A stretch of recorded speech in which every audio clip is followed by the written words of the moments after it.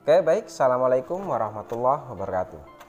Ya, kita lanjutkan untuk proses pembuatan laporan keuangan secara manual dari PT Cemerlang ya, dimana pada pertemuan sebelumnya kita sudah selesaikan mengenai jurnal khusus penjualan atau sales jurnal dan purchase jurnal atau jurnal pembelian.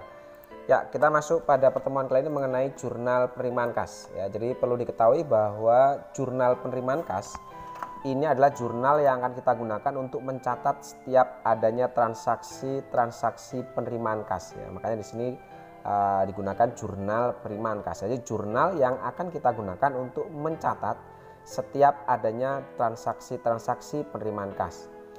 Nah, untuk mencari dokumen transaksi yang berhubungan dengan penerimaan kas sesuai dengan kebijakan akuntansi bahwa setiap adanya penerimaan kas, maka di situ akan digunakan dokumen ya. Dokumen transaksi, bukti penerimaan kas. Ya, bukti penerimaan kas atau bisa juga biasanya istilahnya untuk dalam dokumen transaksi adalah bukti kas masuk ya. Jadi kita akan fokus nanti untuk mengisi jurnal penerimaan kas, kita akan coba cari semua dokumen transaksi yang di situ keterangannya adalah bukti penerimaan kas. Oke, untuk mempersingkat waktu kita akan coba langsung saja ke transaksinya ya. Di sini saya sudah siapkan untuk dokumen transaksi ya, dari PT Cemerlang di sini. Oke, sekali lagi bahwa jurnal penerimaan kas atau cash receipt journal ini adalah jurnal yang akan kita gunakan untuk mencatat setiap adanya dokumen transaksi yang berhubungan dengan penerimaan kas. Di situ kita akan cari dokumen transaksi yang keterangannya adalah bukti penerimaan kas di situ. Oke, sekarang kita coba akan telusuri dokumen nomor 1 sampai selesai mana-mana yang masuk ke dalam jurnal penerimaan kas ini. Oke, kita fokus ke bukti penerimaan kas ya. Oke, dokumen nomor 1 di sini ada bukti pengeluaran kas, berarti bukan. Kemudian voucher kas kecil juga bukan. Oke, di sini untuk dokumen nomor 3 ada bukti penerimaan kas. Oke, jadi sesuai dengan ciri-ciri yang ada di jurnal penerimaan kas ini. Oke, berarti untuk dokumen nomor 3 di sini kita bisa masukkan ke dalam jurnal penerimaan kas ini. Oke, yang pertama kita masukkan tanggalnya, di situ adalah tanggal 3, kemudian invoice numbernya adalah BKM 12-1. Oke, lalu keterangannya di sini kita lihat keterangannya adalah pelunasan faktur. Oke, jika pelunasan faktur berarti kita menerima kas atau menerima uang dari pelunasan piutang. Oke, sekali lagi jika bukti penerimaan kas yang kita masukkan ke sini di situ adalah keterangannya pelunasan faktur, berarti ini kita menerima uang dari adanya pelunasan piutang. Sehingga dengan adanya pelunasan piutang di sini untuk deskripsi keterangan bisa kita masukkan kita menerima dari mana. Di sini kita terima dari daya elektronik ya, berarti kita masukkan keterangannya adalah daya elektronik. Oke, untuk kolom debit dan kredit di sini ya, untuk kolom debit dan kredit untuk jurnal penerimaan kas saya sarankan mengisi dari kolom debit. Yang pertama untuk kolom cash in bank ini akan kita isi berapapun nilai yang kita terima. Di sini kita menerima 159.500.000. Oke, berarti langsung saja di kolom cash in bank ini kita masukkan nilai yang kita terima ini, yaitu 159.500.000. Oke, jumlah 159.500 ini kita terima dari pelunasan faktur. Seperti yang saya jelaskan tadi bahwa jika keterangannya kita menerima uang dari pelunasan faktur berarti kita menerima uang dari pelunasan piutang. Maka di kolom kredit kita masukkan di sisi account receivable. Di sini pelunasan faktur F12 tertanggal 25 November 2011. Ya, untuk memastikan berapa nilai piutangnya di sini kita bisa lihat di daftar saldo piutang di sini. Di daftar saldo piutang atas nama daya elektronik, berarti yang ini. Oke, ini sudah sesuai dengan yang kita terima yaitu pelunasan tanggal 11 November 2011 yaitu jumlahnya 159.500. Ini terdiri dari nilai penjualan dan PPN-nya. Oke, berarti jumlah yang kita terima ini sudah sesuai dengan jumlah piutang di sini, yaitu 159.500. Seperti ini cara ngisinya ya. Jadi sekali lagi saya ingatkan bahwa jika ada bukti penerimaan kas, di situ ternyata kita nerima itu dari pelunasan faktur berarti kita nerima uang, atau bisa kita terima cash in bank itu dari account receivable. Seperti itu. Oke, kolom order ini kita akan gunakan jika yang kita terima itu bukan dari pelunasan piutang. Seperti nanti untuk lebih jelasnya kita akan sambil mengisi dengan contoh transaksi di sini. Oke, selanjutnya kita masuk lagi di sini. Selain bukti penerimaan kas, jangan lupa bahwa yang kita akan catat adalah penerimaan kas itu ada dua ya. Jadi ada penerimaan kas dari pelunasan piutang, ada penerimaan kas dari penjualan tunai. Jika ada penjualan tunai, berarti di sini kita tambahkan jika ada nota kontan ya. Oke. Jadi kita akan cari bukti transaksinya adalah nota kontan, yang pertama adalah bukti penerimaan kas, yang kedua adalah nota kontan, seperti itu ya. Ini kita coba besarkan ya, seperti ini ya. Oke, jika ada nota kontan, seperti itu ya. Jadi bukti transaksi ada dua, ada bukti penerimaan kas dan ada nota kontan. Oke, sekarang kita cari lagi di sini bukti penerimaan kas atau nota kontan jika ada. Oke, nomor 6 bukti pengeluaran bukan, ini nota kredit juga bukan. Oke, kita fokus pada bukti penerimaan kas ya. Ya, ini jurnal ini pengeluaran kas bukan. Ya, nomor 10 faktur juga bukan, nota kredit juga bukan. Oke, untuk dokumen nomor 12. Di sini ada bukti penerimaan kas. Oke, sudah sama dengan ciri dokumen di sini, bukti penerimaan kas. Berarti untuk dokumen nomor 12 ini akan kita coba masukkan di sini. Oke, pertama kita masukkan tanggalnya adalah tanggal 12 ya. Kita terima di sini sebesar 322 juta. Berarti kita masukkan dulu untuk bukti nomornya ya, BKM 12-2. Oke, kita terima 322.850 ini dari kita terima dari Indo Elektronik. Berarti kita masukkan deskripsinya Indo Elektronik. Oke, jumlah yang kita terima adalah 322.850.000. Langsung kita masukkan di kolom casing bank ini, yaitu 322.850.000. Jadi berapapun yang kita terima, kita langsung masukkan ke kolom casing bank, tidak usah menghitung. Oke, kemudian 322.850 keterangannya di sini kita nerima dari pelunasan faktur.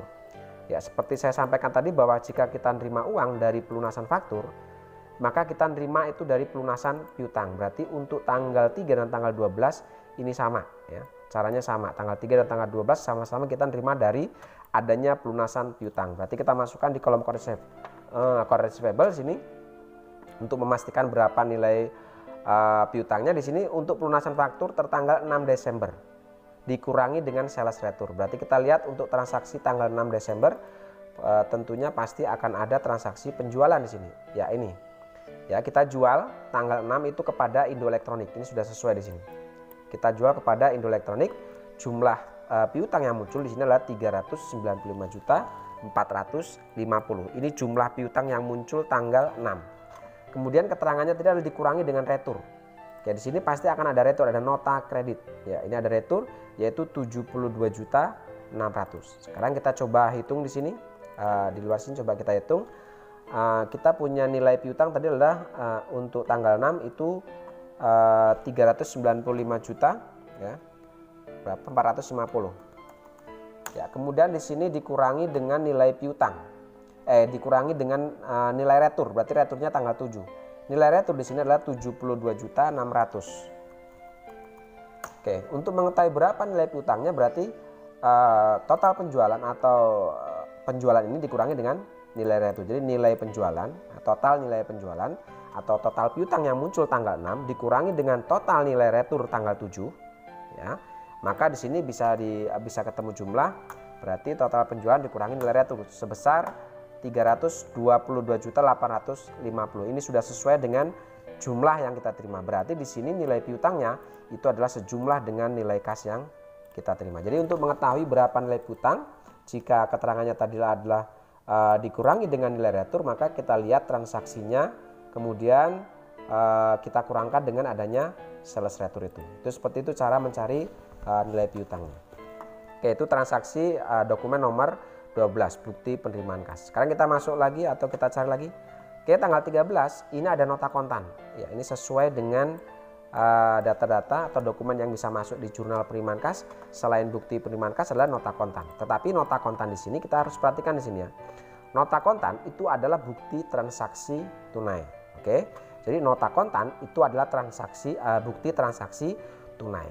Untuk mengetahui ini penjualan tunai atau pembelian tunai, kita cukup lihat kopnya. Di sini kopnya PT Cemerlang, berarti perusahaan kita. Jika kopnya PT Cemerlang atau perusahaan kita, terus kemudian ini buktinya adalah nota kontan, berarti ini adalah transaksi penjualan secara tunai. Nah, adanya penjualan secara tunai, maka otomatis karena kita menjual barang secara tunai, maka kita harus menerima uang secara langsung. Adanya penerimaan uang, maka akan kita catat di jurnal penerimaan kas ini. Sehingga dokumen nomor 13 ini kita akan masukkan di jurnal penerimaan kas.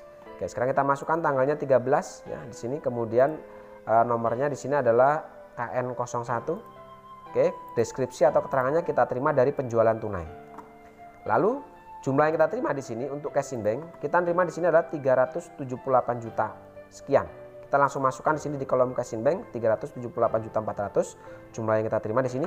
Kemudian jumlah penerimaan uang kita karena bukan kita terima bukan dari pelunasan piutang, maka di sini akan kita masukkan di kolom order. Oke, seperti kita ketahui bahwa penjualan itu ada dua akun, yaitu ada nilai akun atau penjualan itu sendiri, ada akun penjualan itu sendiri ya, sini untuk salesnya. Kemudian selain sales itu ada PPN, jadi setiap adanya kita jual barang selalu akan dikenakan PPN outcome atau PPN penjualan. Oke, di sini tidak ada beban angkut, berarti di sini hanya dua akun, yaitu akun sales dan PPN outcome. Nah, untuk kode akunnya sendiri kalian bisa lihat di daftar akun. Di situ untuk kodenya sales adalah 4-1100 dan PPN outcome 2-1500. Untuk sales sendiri jumlahnya itu kita ambil dari kolom total harga ini, yaitu 344 juta ini. Sedangkan PPN ini kita ambil dari kolom PPN ini. Oke, kita ambil dari kolom PPN ini. Sehingga jika kita jumlahkan nilai sales dan PPN, maka akan sama dengan jumlah kas yang kita terima, yaitu 378.400.000. Ini sesuai dengan yang di kolom jumlah seperti jadi ini kita jumlahkan, otomatis pasti ketemunya adalah 378.400.000. Ini sudah sama dengan nilai kas yang kita terima, seperti itu ya. Jadi sekali lagi, jika yang kita terima atau jika kita menerima kas sumbernya adalah dari piutang dagang atau sumbernya dari pelunasan piutang, maka kita mengisi di kolom core receivable. Tapi jika kita menerima uang bukan dari pelunasan piutang, maka kita bisa masukkan di kolom order. Sumber penerimaannya kita apa? Sebutkan di sini akunnya apa, kode akunnya apa, kemudian jumlahnya berapa. Di sini untuk dokumen nomor 13 kita menerima uang itu 378.400.000. Itu dari penjualan tunai. Di mana penjualan tunai itu terdiri dari dua, ada sales, nilai penjualan dan nilai PPN-nya. Karena setiap kita jual barang tentunya kita akan mengenakan pajak keluaran di sini. Oke, jumlah salesnya kita ambil dari kolom total harga di sini. Untuk PPN-nya kita ambil di kolom PPN-nya, sehingga total harga ini ditambah dengan total PPN itu sama dengan jumlah yang kita terima, yaitu jumlah yang ada di cash in bank ini.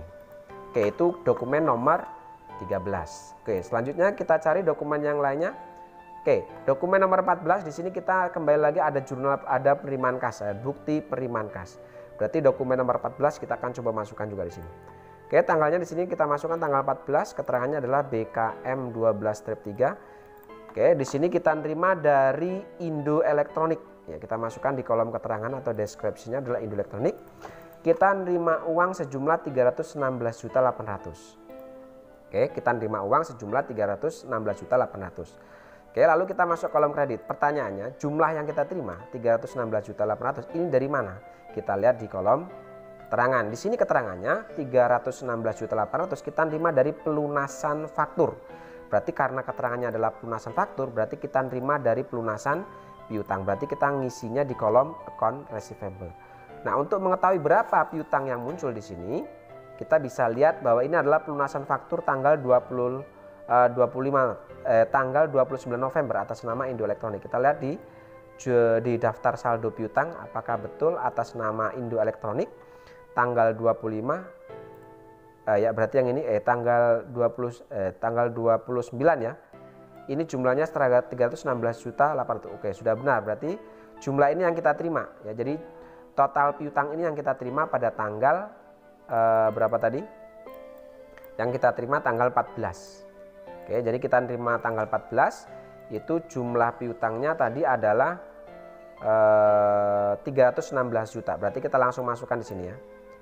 Jumlah piutang tadi kita masukkan ke sini 316.800.000. Sehingga jumlah yang kita terima cash in bank sama dengan jumlah piutangnya. Oke, itu transaksi nomor 14. Oke ya, jadi saya ingatkan lagi, jika yang kita terima adalah sumbernya adalah pelunasan faktur atau pelunasan piutang, kita ngisinya di kolom account receivable, jangan di kolom order. Jadi kolom order itu digunakan untuk mencatat sumber penerimaan selain dari pelunasan piutang ya. Jadi baru kita masukkan kolom order, sebutkan nama akunnya, kemudian sebutkan kode akun dan jumlahnya.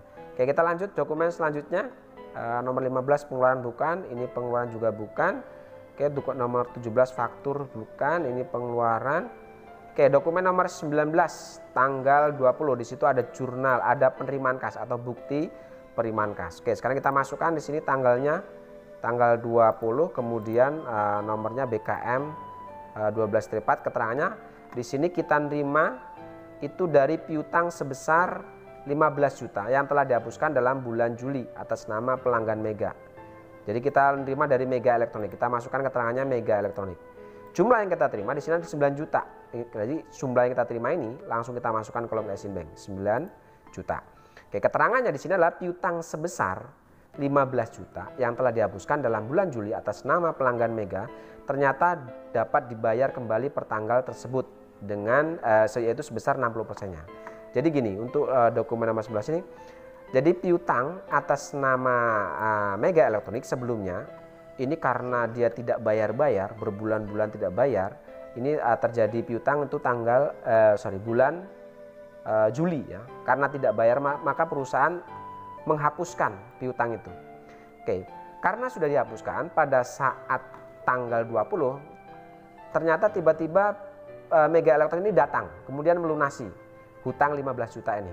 Tetapi yang dibayar hanya 60%-nya. Nah, 60% dari 15 juta itu adalah 9 juta. Berarti yang kita terima sekarang adalah 9 juta. Oke, untuk sumber penerimaannya karena bukan dari pelunasan piutang, tetapi karena piutang yang sebelumnya sudah dihapuskan kemudian dianggap sebagai cadangan kerugian piutang, maka untuk dokumen nomor 20 ini tidak bisa dikatakan sebagai penerimaan dari piutang, tetapi bisa dari sumber lain. Nah, akun yang kita gunakan di sini adalah akun allowance for doubtful debt atau cadangan kerugian piutang karena sebelumnya sudah dicatat sebagai cadangan atau diasumsikan atau dibebankan di cadangan, sehingga di sini kita akan gunakan akun cadangan kerugian piutang. Jadi sumber penerimanya dari piutang yang telah dihapuskan. Oke, kode akunnya di sini adalah 11400, jumlahnya adalah 9 juta. Oke, seperti itu untuk dokumen nomor 20 ya. Jadi sumber penerimanya bukan dari pelunasan piutang, tetapi dari adanya pelunasan piutang yang sudah dihapuskan. Sedangkan piutang yang sudah dihapuskan sebelumnya sudah dicatat sebagai cadangan kerugian piutang. Maka di sini kita akan gunakan akun cadangan kerugian piutang seperti itu. Oke, lanjut dokumen selanjutnya nomor 20 faktur bukan. Oke, untuk 21 juga bukan. Oke, ada nomor 22 ada bukti penerimaan kas kembali di sini. Kita masukkan tanggal 20 di sini, tanggalnya 25. Oke, kemudian nomornya adalah BKM 12-5, keterangannya di sini kita nerima dari Prima Elektronik. Oke, deskripsinya Prima Elektronik. Kita menerima uang sejumlah 178.200. Nah, sejumlah 178.200 yang kita terima dari Prima Elektronik ini adalah keterangannya pelunasan faktur. Berarti di sini kita terima dari pelunasan piutang. Karena pelunasan piutang maka kita masuk ke kolom account receivable di sisi kredit ini. Kita akan isikan di sini, yaitu sejumlah 178.200. Kita masukkan ke sini. Ya, seperti itu. Oke, lalu lanjut ke dokumen selanjutnya. Voucher kas kecil bukan. Oke, 24 faktur juga bukan. Nomor 25 faktur bukan. 26 jurnal pengeluaran kas bukan. Oke, selesai ya. Semua dokumen transaksi bukti penerimaan kas atau dokumen-dokumen transaksi penerimaan kas sudah kita masukkan semua ke sini. Yaitu ada transaksi tanggal 3 itu penerimaan pelunasan piutang, tanggal 12 juga penerimaan pelunasan piutang, tanggal 13 kita nerima uang dari penjualan tunai, di mana penjualan tunai itu terdiri dari sales atau penjualan dan nilai PP-nya.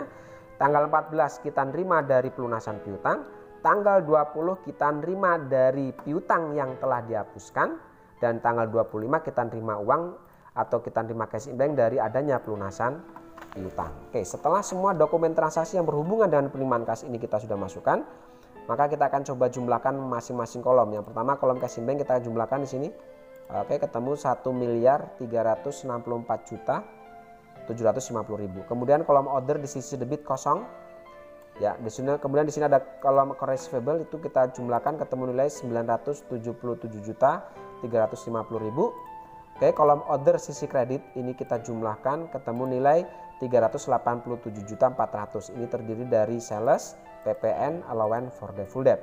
Kemudian baru kita masukkan kode akunnya. Untuk cash in bank kode akunnya di sini adalah 1/1100.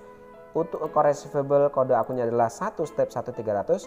Sedangkan di sisi kolom order di sini masing-masing untuk sales adalah 4/1100, PPN outcome 2/1500 dan allowance for default 1/400. Oke, setelah jurnal penerimaan kas ini sudah kita lengkapi, baru kita buatkan data rekapitulasi. Ya, jadi sebelumnya sudah saya jelaskan pada pertemuan pada bagian pertama bahwa rekapitulasi ini adalah data yang atau tabel yang akan kita gunakan untuk merekap, ya, untuk merekap nama-nama akun yang muncul di sisi debit yang nanti akan diwakili dengan kode akunnya dan akun-akun yang muncul di sisi kredit. Oke, sekarang kita mulai. Di sisi debit itu hanya ada satu akunnya, itu cash in bank. Kode akunnya 1/1100. Berarti di sisi debit data rekapitulasi untuk kode akun atau akun number ini hanya memuat satu kode akunnya, itu akun cash in bank saja. Oke, untuk totalnya kita tinggal mengambil total ini untuk cash in bank, total cash in banknya kita masukkan ke sini. Oke, selesai untuk sisi debit. Sekarang kita masuk sisi kredit. Di sisi kredit itu ada akun yang pertama akun receivable, ada akun sales, ada akun PPN outcome dan ada allowance for default. Ada 4 akun berarti. Oke, sekarang kita susun kode akun dari 4 akun ini, dari account receivable, sales, PPN outcome dan allowance for default ya. Kita mulai urutkan dari kode terkecil. Kalau kita lihat di sini kode terkecil adalah account receivable, yaitu 1/1300. Oke, lalu totalnya kita ambilkan yang ini. Kita masukkan ke sini. Oke, lalu kita masukkan yang kedua di sini. Untuk kode akun yang kedua itu adalah 1/400. Ya, jadi urutkan dari terkecil sampai yang terbesar. Berarti ini dulu yang kita masukkan. 1/1400. Oke, untuk totalnya kita ambil yang ini 9 juta. Kemudian selanjutnya 2/1500. Kita masukkan sini. Ya, totalnya kita ambil yang ini 34.400 dan yang terakhir 4/100. Oke, jumlahnya kita ambil 344 juta. Oke, setelah kita masukkan ke semua ya, nama-nama akun atau dan beserta jumlahnya ini yang diwakili dengan kode akunnya, lalu kita jumlahkan. Untuk sisi kredit di sini kita mendapatkan jumlah 1.364.750 dan sisi debitnya kita dapat nilai 1.364.750. Ini sudah balance. Oke, artinya kalau sudah balance artinya jurnal penerimaan kas atau cash receipt jurnal yang kita buat kali ini bisa saya anggap sudah benar. Oke, saya rasa untuk pertemuan yang kedua saya cukupkan. Kita akan ketemu pada pertemuan berikutnya, yaitu mengenai jurnal pengeluaran kas. Oke, saya rasa cukup. Terima kasih. Assalamualaikum warahmatullahi wabarakatuh.